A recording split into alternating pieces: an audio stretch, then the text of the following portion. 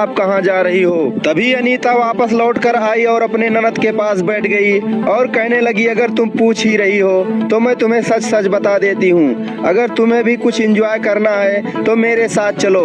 वह कहने लगी, कहाँ जा रही हो? वह कहने लगी, ये सब मत पूछो, केवल मेरे साथ चलो। अनीता और उसकी ननद दोनों साथ घर से बाहर निकली और घर से बाहर निकलते ही घर के बाहर ही एक खपड़ेल घर बना हुआ था। उस खपड़ेल घर में उसके घर का नौकर रहता था, जो गाय को और जानवरों को चारा खिलाता था और घर का काम करता था। अनीता और उसकी ननद वहां पर पहुंच गईं और उस खपड़ेल घर में वह नौकर ढकेलू प्रसाद वहीं पर सोया हुआ था।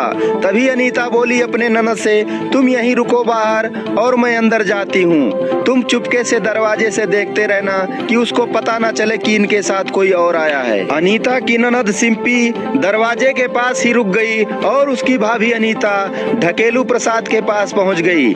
नमस्कार दोस्तों, अफेयर क्राइम न्यूज चैनल में आप सभी प्यारे दर्शक बंधुओं का स्वागत है। दोस्तों, अफेयर क्राइम न्यूज चैनल को सब्सक्राइब कीजिए, वीडियो को लाइक कीजिए और वीडियो को ज्यादा से ज्यादा शेयर कीजिए प्यारे दोस्तों।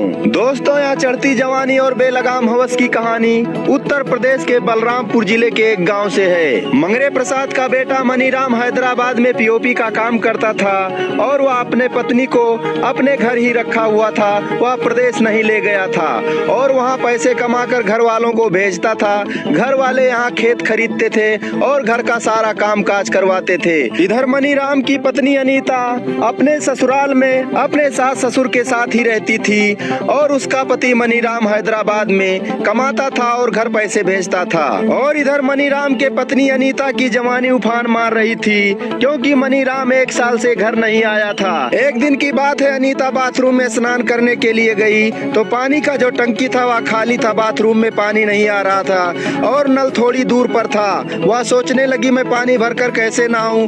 तभी वह किसी को खोजने लगी और जब कोई नहीं मिला तो वह घर के बाहर गई तो वहां पर उसके घर का नौकर ढकेलू प्रसाद दिखा। तभी अनीता ढकेलू प्रसाद को बुलाई और बोली, बाथरूम में जो बाल्टा रखा हुआ है उसको किसी बाल्टी से पानी भर के भर दो, क्योंकि बाथरूम में पानी नहीं है और मैं नहाने जा रही थी। कोई यहाँ नहीं दिखा तो मैं तुम्हें बुलाई। नौकर ढकेलू प्रसाद एक बाल्टी लिया और नल से पानी भर भर करके बाथरूम के बाल्टे में पानी डालने लगा। उधर अनीता बाथरूम में अपने कपड़े उतारने लगी और नहाने के लिए तैयार हो गई। उधर ढकेलू प्रसाद बाल्टी में पानी भरकर बाथरूम में डाल रहा था। तभी उसकी नजर अनीता पर पड़ गई और वह अनीता को देखकर मुस्कुराने लगा और तुरंत वह वापस लौट आया। उधर अनीता स्नान करने लगी और स्नान करने के बाद में वापस लौटी तो फिर वह ढकेलू प्रसाद को बुलाई और ढकेलू प्रसाद आया तो शर्माते हुए बोला, क्या बात है मालकिन? तो वह कहने लगी, तुम क्यों मुस्कुरा रहे थे? वह कहने लगा, मैं मुस्कुरा नहीं रहा था। वह डर गया और बोला, मैं आपको देखकर नहीं मुस्कुराया हूँ मालकिन। तभी अनीता बोली, डरो मत, सही सही बताओ तुम मुस्कुराए थे कि नहीं मुस्कुराए थे? तो वह कहने लगा कि आपको नग्न अवस्था में देखकर मुझे शर्म लग गई और मुझे थोड़ी हंसी छूट गई और मैं वापस चला आया। तो वह कहने लगी, ठीक है कोई बात नहीं, तुम मेरे बेडरूम में चलो।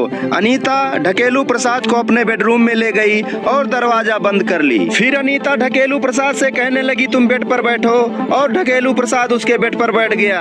तभी अनीता उससे पूछने लगी, तुम्हें देखकर अच्छा लगा था कि बुरा लगा था? वह कहने लगा, आप ये क्या कह रही हो मालकिन? वह कहने लगी, तुम बताओ तुम्हें अच्छा लगा कि नहीं अच्छा लगा? वह कहने लगा, अच्छा तो बहुत लगा, मगर मैं क्या कर सकता हूँ, आप तो मालकिन हूँ, आपके साथ मैं कैसे कर सकता हूँ। ऐसा सुनकर अनीता ढकेलू प्रसाद के बगल बैठ गई और उसे नागिन की तरह लिपट गई। फिर दोनों के मन के अंदर वासना भड़क गई और दोनों एक दूसरे के साथ नागिन की तरह लिपटकर अवैध संबंध बनाने लगे। और उधर अनीता के सास ससुर और उसकी ननद अपने अपने रूम में लेटे हुए थे।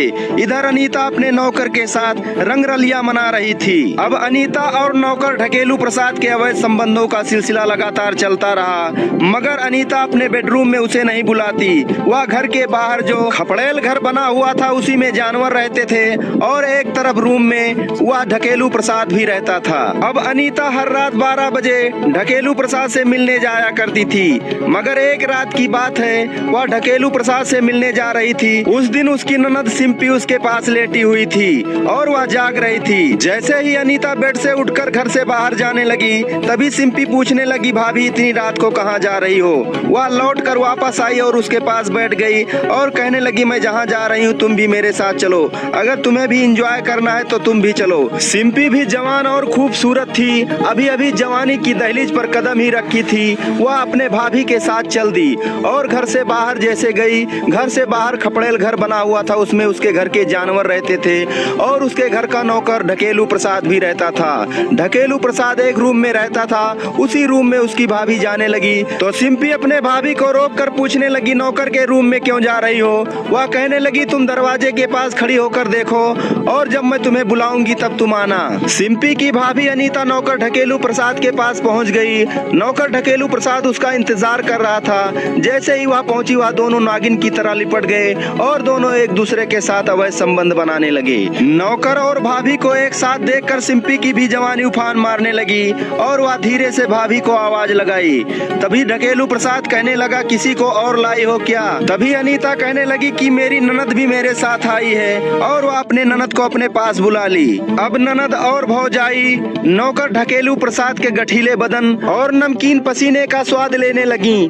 दोनों उसके साथ नाजायज संबंध स्थापित करने लगी। उधर रात में अनीता का ससुर जागा तो देखा कि बहू के रूम का दरवाजा खुला हुआ है। वह रूम के पास गया तो देखा रूम के अंदर कोई नहीं है, क्योंकि उस दिन उसकी बेटी और उसकी बहू अनीता दोनों साथ थी। वह दोनों को खोजने लगा और आवाज लगाने लगा, मगर दोनों उस रूम में और आसपास किसी भी रूम में दिखाई नहीं दी। वह रूम के बाहर और घर के बाहर निकला तो वहाँ पर देखा तो वहाँ पर भी कोई नहीं दिखाई दिया। तभी वह उस खपड़ेल घर के पास गया तो उसे कुछ आवाज सुनाई दी और वह ढकेलू प्रसाद के रूम की तरफ गया तो उसे कुछ अजीबो आवाज सुनाई दी और वह चुपके से गया और टार्च जलाकर देखा तो उसकी बहू और उसकी बेटी ढकेलू प्रसाद के साथ आपत्तिजनक स्थिति में थी। ऐसा देखकर वह क्रोध से आग बबूला हो गया और लाठी लेकर ढकेलू प्रसाद को मारने लगा। मारते मारते उसे मौत के घाट उतार दिया और फिर रात में ही पुलिस को फोन किया। पुलिस मौके पर आ गई और पुलिस को सारा हाल बयां कर दिया। तभी पुलिस ने ढकेलू प्रसाद के लाश को पोस्टमार्टम के लिए भेज दिया और कातिल को जेल भेज दिया। तो दोस्तों, आजकल समाज में इस तरह के अपराध बढ़ते जा रहे हैं। आपराधिक मानसिकता को समझें, आपराधिक मानसिकता वाले व्यक्तियों से दूर